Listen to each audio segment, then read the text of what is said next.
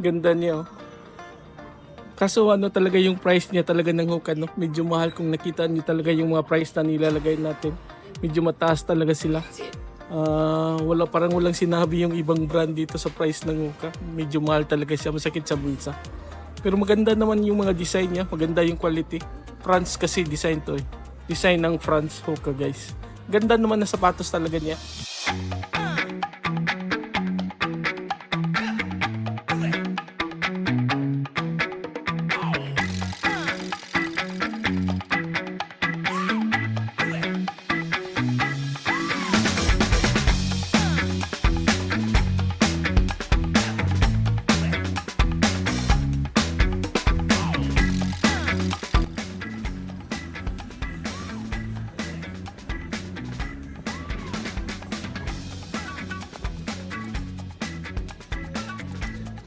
So this is not a sponsored HOKA video natin, guys. So sa mga HOKA dyan na mga owners, pag nakita nyo itong video na to, baka naman may sponsor tayo dyan, libre na HOKA shoes.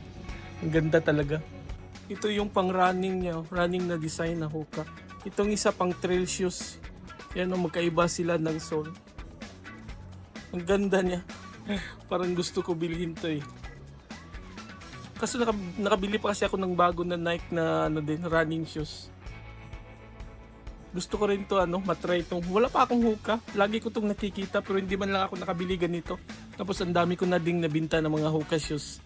May yung mga suki natin dyan sa Pilipinas na bumibili ng HOKA na brand. So marami na akong nabinta nito pero ako mismo wala akong HOKA na shoes. Ganda din niya tingnan. Ganda ng kulay kasi blue. Oh, attractive siya. Ang ganda niya suotin.